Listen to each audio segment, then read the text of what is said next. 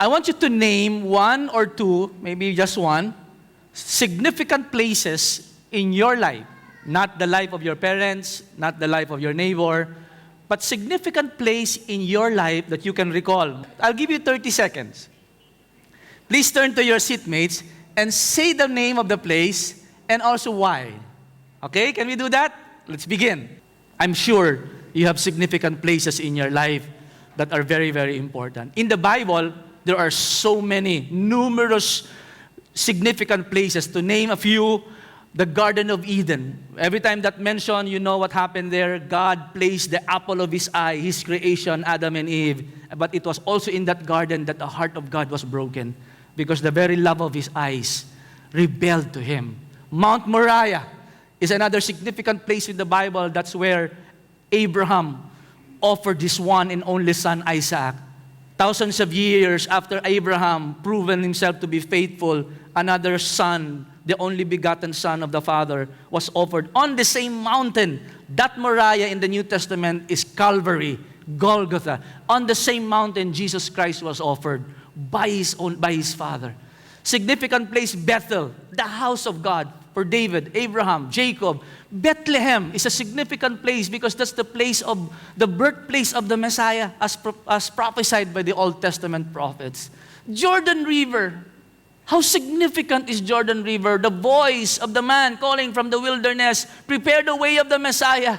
Garden of Gethsemane, where Jesus laboriously prayed and wrestled in His own spirit, not my will, but yours be done. Calvary, how important is that place where the Messiah would open His arms to embrace the world and the penalty of sin?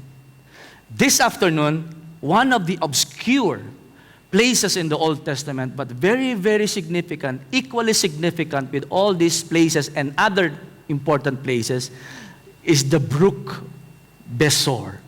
I'm sure probably less than 10 of us here may be familiar with this place called the Brook Basore. But hold on to your seats. Let me tell you, there is a significant event that happened in this ravine, in this brook, or we can call it like a ravine in those times. The Brook Basore must be elevated, equally important like Jordan River. I do believe in my heart, because something happened here that echoed in the entire New Testament.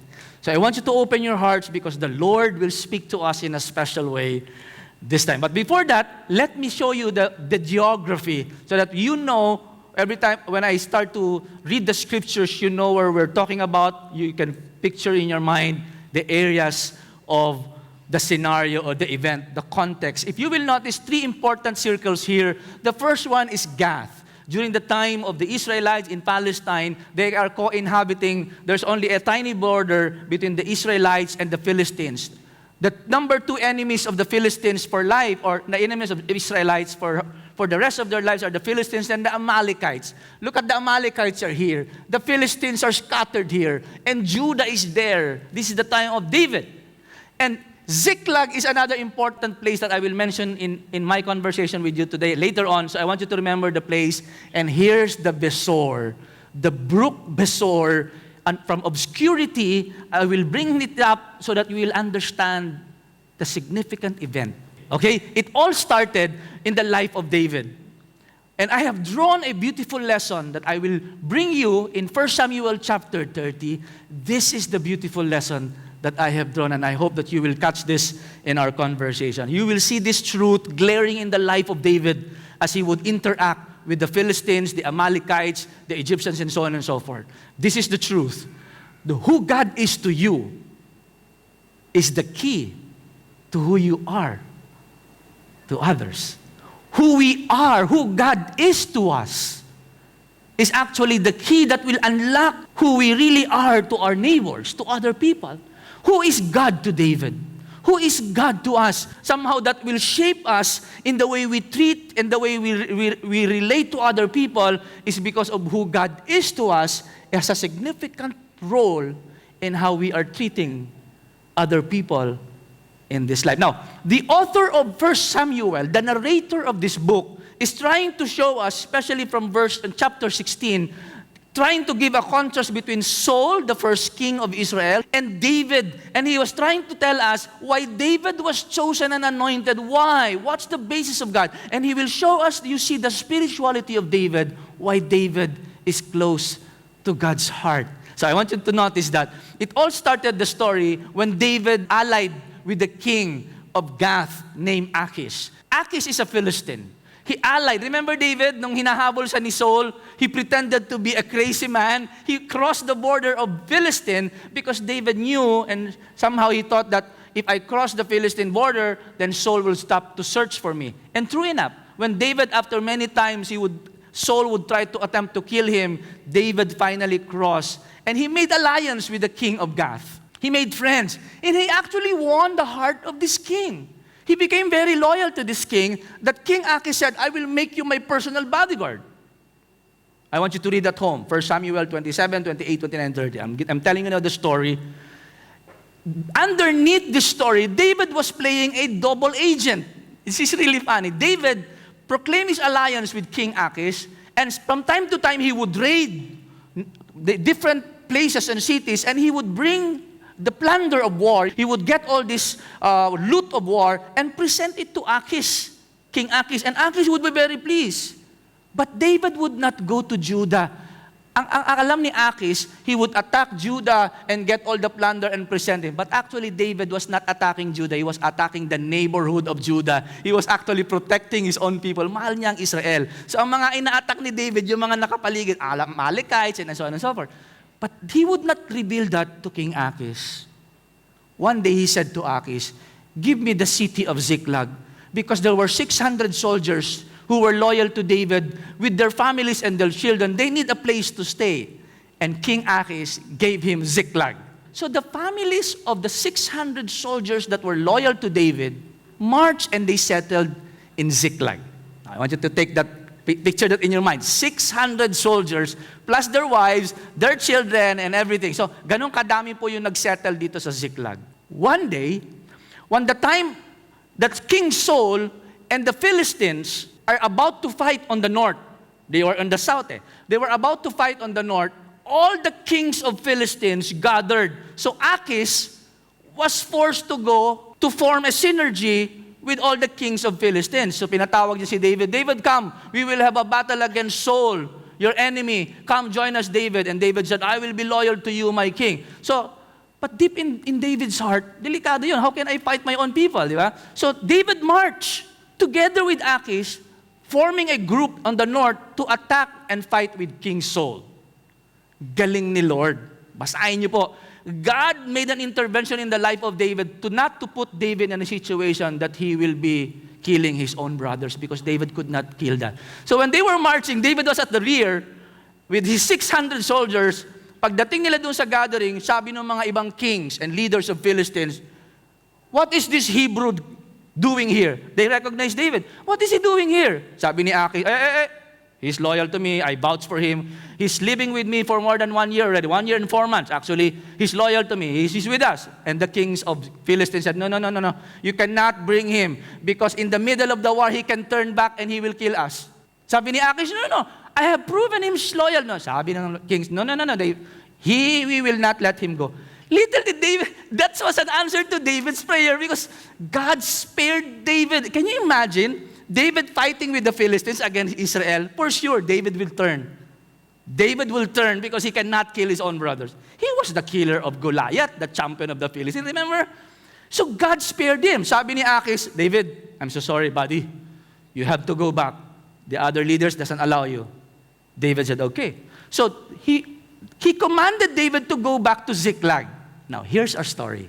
Now, I want you to listen carefully. We jump into the center of the story.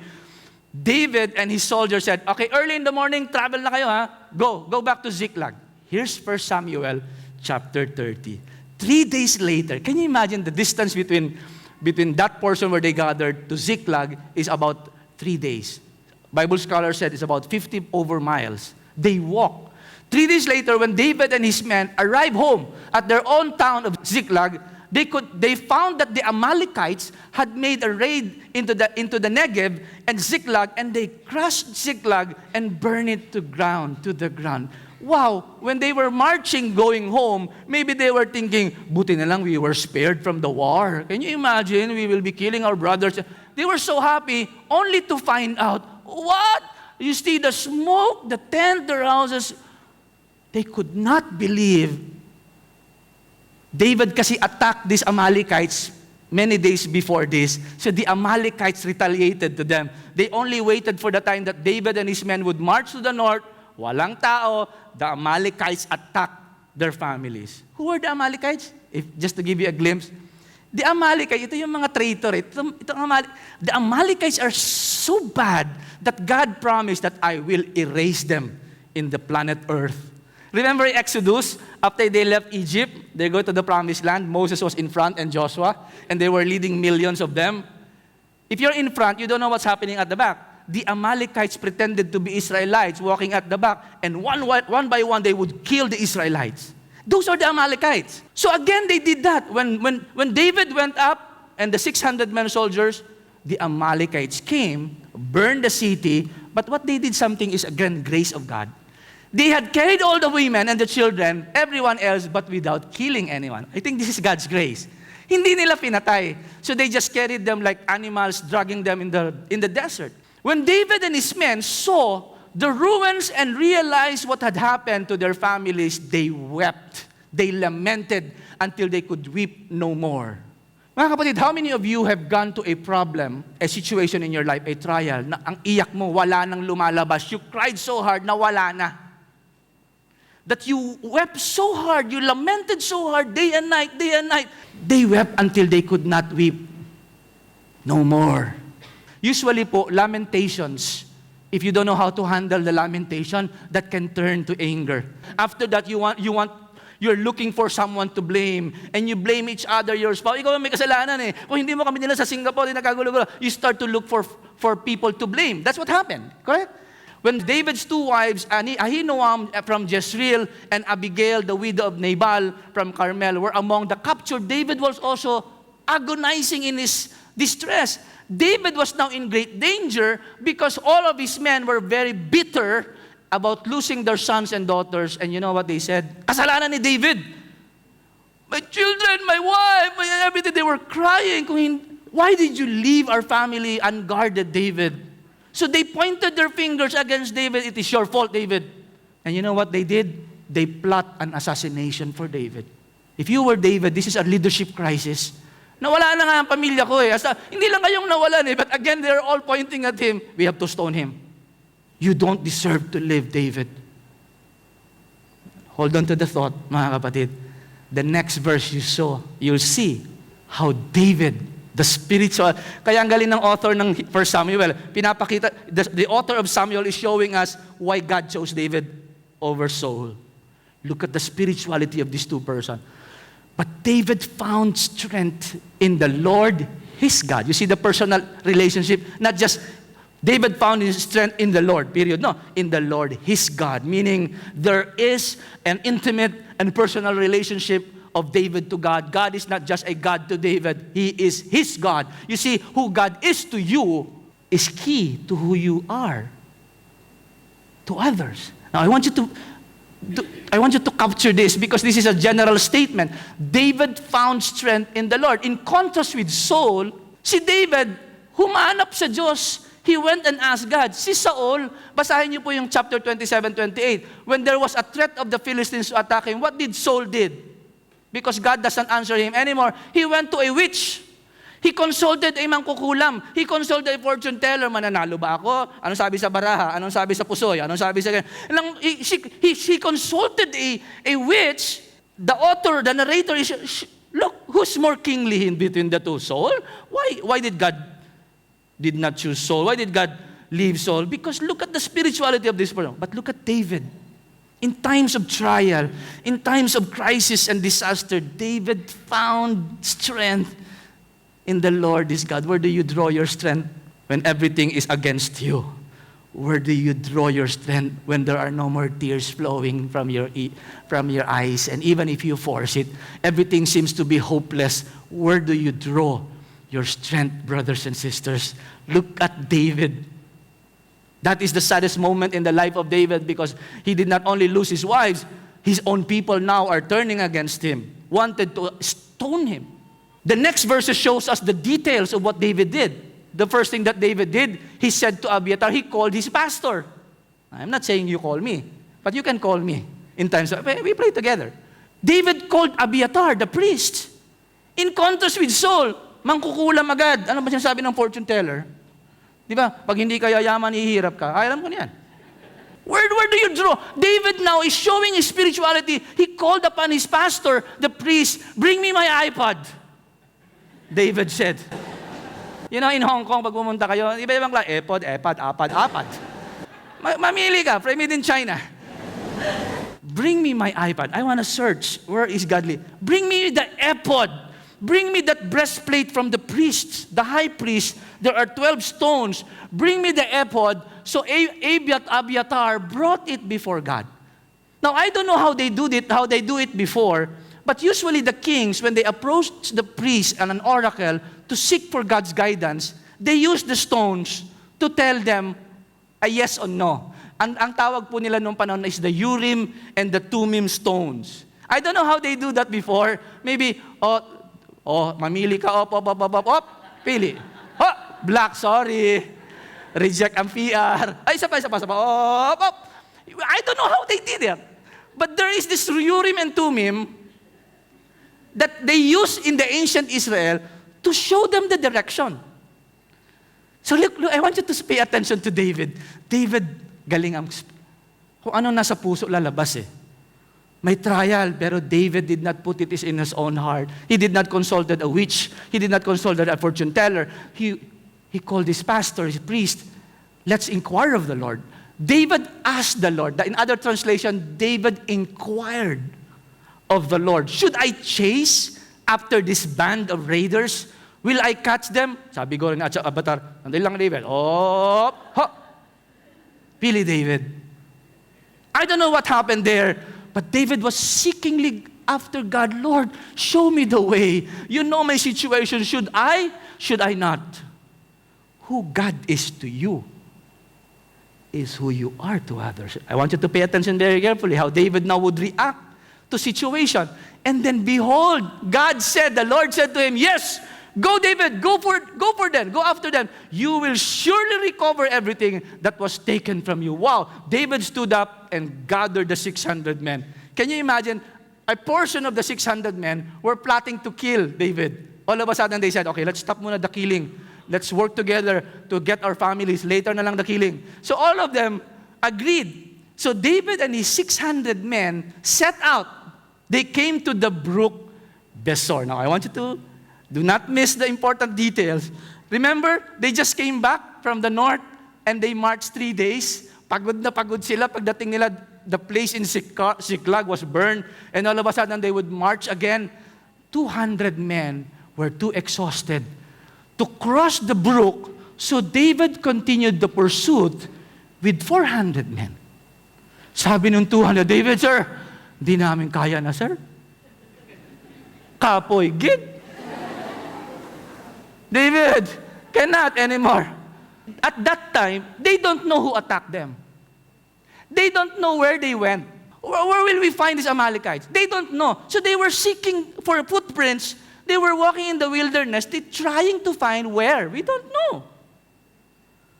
Tapos yung 600 mo, pagod na, the 200 stayed behind, and the 400 are exhausted.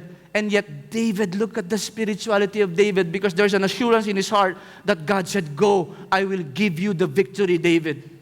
Along the way, the soldiers found a sick Egyptian, a man in a field, and brought him to David. And David gave him some bread to eat and water to drink. Now, mga kapatid, this is unusual. Eto ka, naghahanap ka sa pamilya mo, urgent kayo, and all of a sudden you saw a sick man, two things would happen. Abala lang yan eh. We have a mission to fulfill. Abala lang yan, ay may sakit pa. What would I do? They brought him to David and gave him food to drink. Who God is to you is who you are to other people.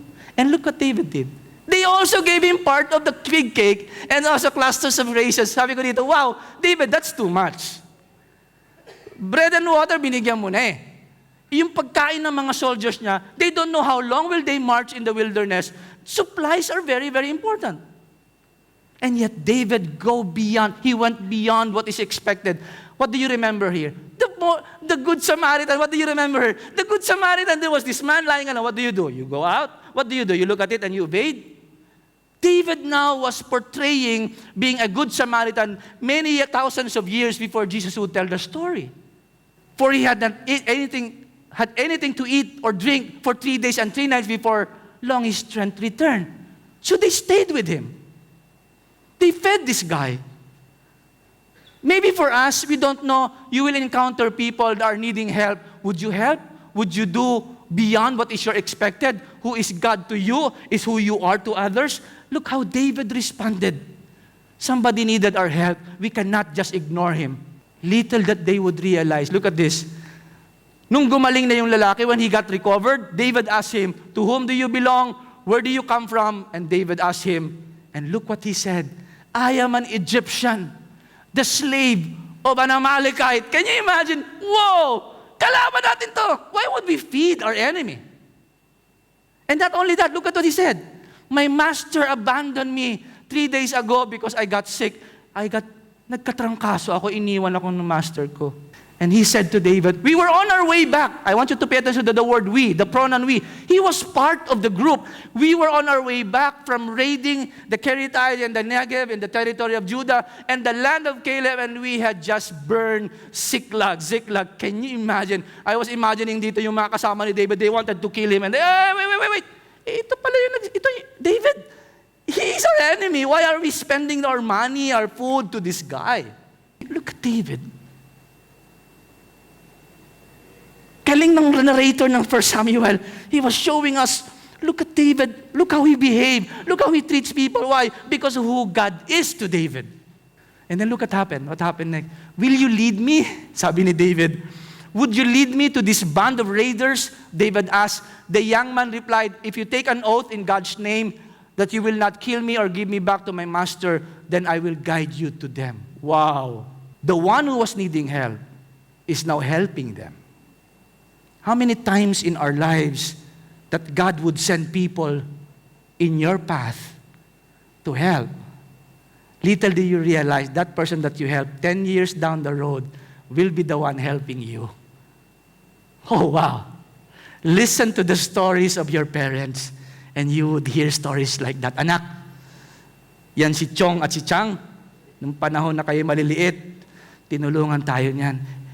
Mga stories na can you imagine that they could have ignored the Egyptian and continued seeking in the wilderness for nothing. But God sent them. Maybe it was a test for David. Would you help this guy? That will actually unlock and show you the way. Can you imagine? Pwedeng hindi mo tulungan eh. Tinulungan nila. So, I don't know if David made an oath, but the following verse tells us, so he led David to them. I believe this is God's hand working in the life of David. They found the Amalekites spread out across the fields, eating and drinking and dancing with joy because of the vast amount of plunder they had taken from the Philistines and the land of Judah. Nagsasaya yung mga Amalekites. They were rejoicing. Nagpa-party sila. And all of a sudden, David saw them and they were all like sitting ducks for David. Wow! The enemies of David were delivered into his hand by God himself. Hold on to the thought. Next verse will shock you. David and his men rushed among them and slaughtered them throughout the night, dusk, and the entire next day until evening. How many Amalekites were there? How many soldiers David had? 400. How many soldiers they killed? More than 400, because there were 400 who left. Look at the hyperbole, the figure of speech. None of the Amalekites except 400. Yung 400 na tumakas, yun yung number ng soldiers ni David. They slaughtered that night, the following day, and the following night to fulfill what God has promised to Israel, that I will erase in the planet Earth the Amalekites for you to destroy them. which is a failure ni Saul. Yan yung failure ni Saul. Hindi niya sinunod si God in destroying the Amalekites. That's why God saw the heart of King Saul. But David was obedient to God. So David got back everything. Listen carefully. David got back everything the Amalekites had taken, and he rescued his two wives. Can you imagine? Oh, honey, I miss you. Oh, are you okay? Oh, you're okay. So they embraced each other and they were rejoicing. Everyone were happy, and nothing was missing, small or great, or son or daughter, or anything else that had been taken. David brought them back. When I was reading the story, diyan pa lang tapos na eh. Alakpakan na, screen na tapos na yung movie. But that's not the highlight and the climax of the story. That's not the climax. The next verses are the climax of the story. I want you to pay attention very carefully. So nagsasaya sila. Victory! What happened? He also recovered all the flax and herbs, and his men drove them ahead to other livestock. This plunder, they were shouting, belongs to David. As if they were ascribing the victory now to the king, David. So what happens next? Then David returned to the Brook Basore. Now, here's the climax of the movie, of the story of David at the Brook Basore. David returned to the Brook Basore and met up with the 200. The 200 men were waiting. Maybe they have regained their strength. When they saw from afar that David and his soldiers are coming, they all went out with excitement, left behind. They were too exhausted to go with him. They went out to meet David, and David, as usual, greeted them with respect and joyful. And maybe they embraced each other. They were happy and celebrating. The next verse is the problem. May kontrabida talaga lagi sa movie. But some evil troublemakers. Maybe these are the groups that were plotting to kill David. Now is a time. Again, look how they treated others. It's a reflection of who God is. Do they have relationship with God, with a loving God, with a patient God, with a compassionate God? Because if God is compassionate to you, if your God is forgiving you, that's how you be forgiving to others. That's how you are be compassionate to others. This evil man said, "Oh, no. 200 guys, you are all lazy, you are coward, you cannot share from the plunder that we got. You can only take your wives and your children and then go. But you cannot take the silver and gold and the food and the plunder. Give them their wives and their children and tell them to vanish." Astig, no? Hindi yan fair. Kami yung nakipaglaban eh. Why would you have to get this? You were so coward and lazy and you stayed back. That's not fair. You just get your wives and your children and you must go. But this one belongs to us who fought the battle. At the surface of the story, you may agree, tama nga naman. I'll give you a scenario. If you're working in a coffee shop, ang nakakakuha lang ng tip yung pare nag-serve. Would you like some coffee, sir? Some more tea, sir? Paano naman yung naghuhugas ng pinggan? Hindi ba tayo ay sama-sama dyan sa trabahong yan? That's why the tip now, I don't know, the practice now, they put the tip in one bowl and everybody shares. David intervened here. David intervened and said, "No, my brothers, don't be selfish with what the Lord has given us." Can you imagine David now? He's ascribing the plunder not to himself. He's pointing them to God. Do not be selfish, my brothers, for what God has given us. He has kept us safe and helped us defeat the band of raiders and attackers. Who is God to David is the key to who David is to other people. Wow. Tahimik. What is David teaching? Do not, it's so hard to be fair when you're generous. Dapat ba tig 50 pesos? Ay kung gusto kong bigyan ng 200 ito, hindi ba ako pwede magbigay ng 200? What's happening here is the gospel in the Old Testament. Remember the workers in the vineyard? And Jesus said, there was this master who recruited a worker 8 o'clock in the morning. You work with me? Agree, I'll give you 1 denarii. Okay, sir. The workers came. In the middle of the day, I needed more worker. He came, you you work. At the end of the day, 5 o'clock, I need some more worker, you work. At the pay time, the master started paying from the last worker. He gave them 1 denarii. Can you imagine the first worker who started at 8 o'clock and they saw 1 denarii? Wow! Ay, how much more ako? Siya 5 o'clock lang nagsimula. Ay, ako kanina pang 8. Uy, siguro malaki ang aking kikitain. So when the master was giving 1 denarii, that guy complained, bakit ganun? Hindi ka naman fair, boss. Nagsimula ako ng 8 o'clock. Would you accuse the master for being generous? But if I want to give him 2 denarii, being fair sometimes is the enemy of generosity. You cannot be fair when you are merciful and generous. If we're looking for fairness, we all go to hell because that's what we deserve. But God go beyond fairness because He's merciful, He's generous, He's forgiving. Where is the fairness? The guy that was hanging on the cross, today you shall be with me in paradise. The same ka ni Peter who was walking with me for 3 years and this guy only for several seconds? Because God is gracious. God is merciful. David was teaching his soldiers, do not treat them that way. Remember how God treated us. We lost our wives and our children. It was not us because we won the victory. It was God who gave us the victory. It was God who gave us the plunder. Why should we be selfish? Let's be generous, my brothers. He was teaching. I can imagine the gospel at that moment in the Brook Basore. What you do to the least of my brethren, you have done it unto me. The 200 men who were tired, they fought the war before, but they were tired and they lost hope and everything. Sabi ni David, equal tayo. Who will listen when you talk like this? David said, we share and share alike. Those who go to the battle and those who guard the equipment must share alike. What Abraham will receive, David, Moses, is what you and I will receive someday when we see God face to face. Because God is generous.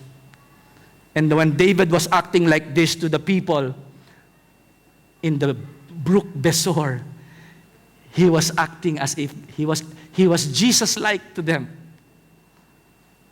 Something wonderful happened in Brook Basore. From then on, the last portion of the verses in the chapter 30 of 1 Samuel, pagbalik po ni David sa Ziklag, you know what David did? He went beyond that generosity. He sent some of the extra plunder to other cities of Judah, to his friends. Pinadala niya po yung mga ibang cities in Judah. That's the ending of chapter 30. Wow. Who is God to you? Has He forgiven you? Only those who have received forgiveness, who are we to judge people? When we too were also forgiven. Kung tayo nakatanggap ng pagpapala sa Diyos, pagpapala din ang ihahayag natin sa maraming tao. Especially people who are in the Brook Basore. My question as we close today is, what is your Brook Basore? Maybe you are in that situation where you are so tired, you lost hope, tired spiritually, physically. And sometimes people would treat us wrongly. Maybe you're needing someone like David and Christ who would be generous to you. You needed a friend. You needed someone who would lift up your spirit. Or maybe one day we will pass the Brook Basore of our lives. That out of that dryness of that ravine, that we will experience the overflowing joy and grace of God through Christ. Your take home, mga kapatid, who is God to you is actually the key to who you are to others. May not be all the time, but that's the way we can understand why this person is behaving that way. Why is David generous to these people? Because when he faced God with nothing, and God was generous to David, brought back his wife, gave him victory against the Amalekites, spared his life from possible enemies and everything. That's why David behaved the same way to others. Kumusta mga kapatid? How are you, my brothers and sisters? We are all scattered by God in this world for a reason. Because somehow, somewhere, there are many people in the Brook Basore today. Feeling left out, feeling alone and lost, hopeless. Would you be a David that will show them generosity? This is my challenge for all of us as we go home today. Let us pass on our God experience to people we meet. What David experienced from God, the generous and graciousness of God, the Egyptian experienced a bit of it. The 200 people in that Brook of Basore experienced what David experienced. When we live this life right with God, people experience a bit and a piece of what we have experienced from God. That echoes the very word of Jesus. What you have done to the least of my brothers, you have done it unto me. People who are in the brook, remember what Jesus said, come to me who are weary and tired. Are you burnt out? Are you weary? Are you tired? Come and I will give you rest. People who are in the brook, may we be a channel of God's rest. Pass on. Kung paano naging generous ang Lord sa iyo, you see people who are in need, may you pass on. Let them experience a piece of what you have experienced with God so that they too would realize the beauty of God and the generosity of God in your interaction with them. That's how the world will know that God is alive and that God is love. Because when they encounter us, when they engage our lives, they would experience a bit and a piece of our experience with God because we pass it on to them. And they would say, I don't know how you are so generous to me. I don't know. I have not done anything to you and that you show generosity to this person. They would experience a bit or a piece of your experience, your God experience. And you don't know. We may not know the very people that we're helping, that God would use them 5 years, 10 years down the road to be a help to you. As we leave this sanctuary today, mga kapatid, napakadaming tao who are in Brook Basore. They were not just talking, but they feel like they are in that brook. No hope, no future. They don't know what will happen next. Exhausted and tired of their lives. May we echo the words of Jesus, come to me, you that are weary and laden, and I will give you rest. The very rest that we experience with God, the very love and compassion. Let's be generous to others.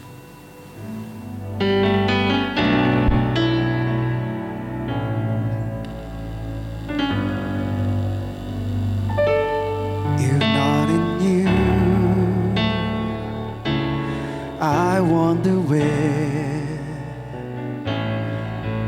will they ever see the one who really cares? If not from you, how will they find there's one who heals the broken heart, gives sight to the blind? You're the only Jesus some will ever see, and you're the only words of life some will ever read. So let them see in you the one in whom is all they'll ever need. 'Cause you're the only Jesus some will ever see.